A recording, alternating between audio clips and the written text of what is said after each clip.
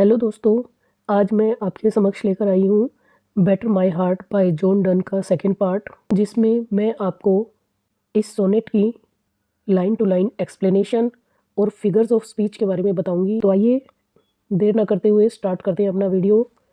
Better my heart 3% good. दोस्तों, my heart में metaphor है METAPHOR और 3% गोड में अपोस्ट्रोफी है APOSTROPHE। दोस्तों, यह एक रिलीजियस पोएम है और इसमें 3% गोड का मतलब है जो क्रिश्चियनिटी में त्रित्व का सिद्धांत है, यानी ट्रिनिटी का सिद्धांत है। दोस्तों, इसमें ट्रिनिटी के सिद्धांत में 3 लोग हैं। जैसे सबसे बड़े जो हैं वो है गॉड, जो कि फादर हैं। नंबर 2 पे जो सन है वो है जीसस क्राइस्ट, और जो नंबर 3 पे है वो है होली स्पिरिट यानी पवित्र आत्मा। तो इस पोएम में जॉन डन 3% गॉड को यानी God the father, Jesus Christ the son और होली स्पिरिट को एड्रेस करते हुए उनसे प्रे करते हैं, उनसे प्रार्थना करते हैं कि गॉड मेरे हार्ट को बेटर कर दो। बेटर का मतलब होता है किसी चीज़ पर बहुत अधिक फोर्स से कुचल देना, उसे पीटना, उसे तोड़ना। दोस्तों, आपने सुना होगा या मूवीज़ में, सीरियल्स में देखा होगा कि पहले के समय में महलों के दरवाजे खोलने के लिए लकड़ी के बड़े बड़े लॉग्स का यूज़ किया जाता था। जो वो प्रहार करना है, अटैक करना है, जो लकड़ी के लट्ठों से जब अटैक किया जाता है तो उसे बेटर कहते हैं। तो यहाँ जॉन डन गॉड से कहते हैं कि बेटर माय हार्ट, मेरा जो हार्ट है, मेरे हार्ट को बेटर कर दो। दोस्तों, यहाँ माय हार्ट में मेटोनिमी भी है। मैंने आपको मेटाफर बताया है, मेटाफर भी है और मेटोनिमी भी है। जॉन डन के हृदय की वाइसेस हैं, जो भी उसके अवगुण हैं, उन पर कुठाराघात करने के लिए जॉन डन गॉड से प्रे करते हैं। दोस्तों, जब किसी व्यक्ति या वस्तु को उससे संबंधित चीज़ से एड्रेस किया जाता है तो वहाँ मेटोनिमी होता है। दोस्तों, यहाँ अपने हृदय की सभी बुराइयों, वाइसेस और जितनी भी इलविल की भावनाएं हैं, उन सभी के लिए जॉन डन ने माई हार्ट का यूज़ किया है, इसलिए यहाँ मेटोनिमी है। और दोस्तों, मेटाफर तो इस पूरी पोएम में ही है। For you as yet but not, यहाँ जॉन डन गॉड से कहते हैं कि गॉड, आपने अब तक सिर्फ मेरे दिल पर दस्तक ही दी है, आपने कभी भी मुझ पर बहुत अधिक ज़ोर से प्रहार नहीं किया है, बहुत अधिक तकलीफ़ें मुझे आपने अभी तक नहीं दी हैं। जिस तरह दरवाजे पर हल्की सी खटखटाहट होती है, उसी तरह आपने सिर्फ मुझे नॉक किया है। ब्रीद, आपने मुझे हमेशा सांस लेने के काबिल बनाया है ताकि मैं अच्छे से सारा जीवन जी सकूं। शाइन, और मैं शाइन कर सकूं। आपने मुझे इस काबिल बनाया है कि मैं दुनिया में चमक सकूं। एंड सीक टू मेंड, आपने हमेशा ही मुझे इम्प्रूव किया है, मुझे सुधारा है। That I may rise and stand, ताकि मैं उठ सकूं और खड़ा हो सकूं। ओवर थ्रो मी, लेकिन अब जॉन डन गॉड से कहते हैं कि आप मुझे तेज़ी से नीचे फेंक दीजिए। And bend your force to break, blow, burn and make me new, और अपनी पूरी ताकत से मुझे झुका दीजिए। बेंड यानी झुकाना, आप मुझे अपनी पूरी ताकत से झुका दीजिए, मुझे अपना पूरा बल लगाकर तोड़ दीजिए। ब्लो, इतनी तेज़ हवा चलाइए कि मैं उड़ जाऊं, मुझे जला दीजिए, लेकिन मुझे नया बना दीजिए। मेरे मन में जो ये बुरी भावनाएं, बुरे विचार हैं, उन्हें हमेशा हमेशा के लिए मेरे मन से निकाल दीजिए। दोस्तों, that I may rise and stand, overthrow me, इस लाइन में पैराडॉक्स है। पैराडॉक्स की स्पेलिंग एक बार मैं यहाँ आपको लिख कर बता देती हूँ। PARADOX, paradox.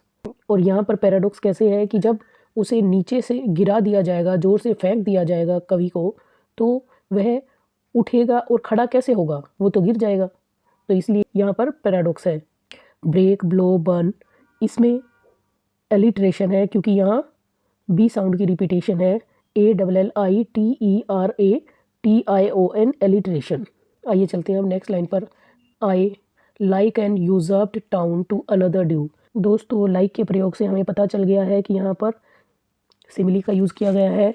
अब यहाँ जॉन डन अपनी तुलना एक यूजर्प्ड टाउन यानी जो ओवर पावर्ड टाउन है, जो सीज्ड टाउन है, जिस पर किसी ने कब्जा कर लिया है, वो अपनी तुलना एक ऐसे कस्बे से करते हैं जिसको किसी ने हड़प लिया है। To another due, another due मतलब कौन है वो व्यक्ति, और वो व्यक्ति दूसरी प्रकार का है, वो है सैटर्न है। सैटर्न यानी शैतान, SATAN Saturn. Labour to admit you. अब यहाँ जोंडन कहते हैं कि मैं उस कस्बे के समान हूँ, उस छोटे शहर के समान हूँ जिस पे शैतान ने अपना कब्जा कर लिया है, और आपको मुझे अपनाने के लिए बहुत लेबर करना पड़ेगा, बहुत मेहनत करनी पड़ेगी। But oh to no end, to no end यानी आप मुझे हमेशा के लिए अपना बना लीजिए, अपनी शरण में ले लीजिए। रीज़न, रीज़न यानी लॉजिक, रीज़न योर वॉइस राय इन मी। दोस्तों यहाँ पर पर्सोनिफिकेशन फिगर ऑफ स्पीच है। पर्सोनिफिकेशन कैसे है वह मैं आपको अभी बता देती हूँ। यहाँ पर रीज़न यानी तर्क का पर्सोनिफिकेशन किया गया है, उसे गॉड का वॉइस राय यानी सेक्रेटरी बताया गया है। यहाँ जोंडन कहते हैं मेरा तर्क, मेरी बुद्धि मेरे शरीर में इस तरह निवास करती है मानो वह आपकी सेक्रेटरी हो, यानी आपका अंश बुद्धि के रूप में मेरे अंदर समाया हुआ है। मी शुड डिफेंड, और जो वॉइस राय है, जो यह सेक्रेटरी है तर्क, इसे मुझे बचाना चाहिए, यह मेरी रक्षा करने के लिए है। बट इज़ कैप्टिव्ड, लेकिन इसे भी सीज कर लिया गया है, इसे भी मंत्रमुग्ध किया गया है, इसे भी अपने वश में कर लिया गया है। And proves weak and true, और आपकी जो रीज़न है, आप जो ये तर्क है जो आपने मुझे दिया है, यह कैप्चर होने के बाद कमज़ोर और असत्य यानी झूठ प्रतीत होती है, यानी जो तर्क है अब वह भी मेरे काम नहीं करते हैं। जॉन डन कहते हैं कि अब मेरी बुद्धि भी कोई काम नहीं कर रही है, अब वह भी बहुत ही कमज़ोर हो गई है, और अब मेरे तर्क भी गलत प्रूव हो रहे हैं। तो कमज़ोर और अनट्रू होना ये इंसानों का गुण है, इसलिए यहाँ पे रीज़न में पर्सोनिफिकेशन फिगर ऑफ स्पीच है। दोस्तों ये था अपना ऑक्टेव पार्ट। ऑक्टेव पार्ट का क्या मतलब है, जो स्टार्टिंग की 8 लाइन्स होती हैं उन्हें ऑक्टेव पार्ट कहा जाता है, और जो लास्ट की 6 लाइन्स हैं उन्हें सेस्टेट पार्ट कहा जाता है। यह एक पेट्रार्कन सोनेट है, और पेट्रार्कन सोनेट में हमेशा ऑक्टेव और सेस्टेट पार्ट होते हैं।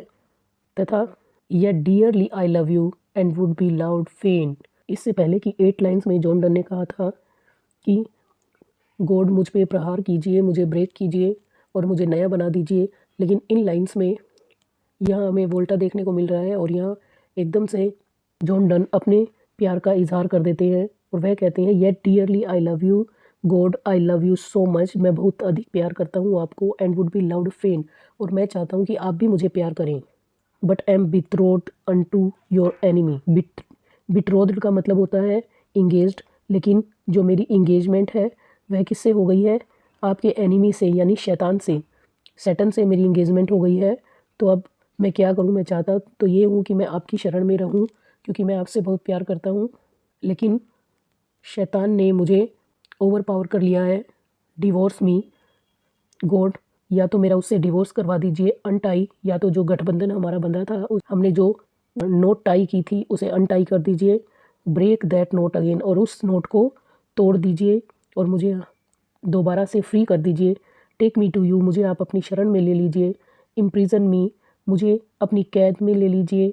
फॉर आई एक्सेप्ट यू एंथ्रोल मी, क्योंकि मैं, जब तक आप मुझे एंथ्रोल नहीं करेंगे, यानी एंथ्रोल यानी एनस्लेव नहीं करेंगे, जब तक आप मुझे अपना दास नहीं बनाएंगे, नेवर शैल बी फ्री, मैं कभी भी मुक्त नहीं हो पाऊँगा, मैं कभी भी आज़ाद नहीं हो पाऊँगा।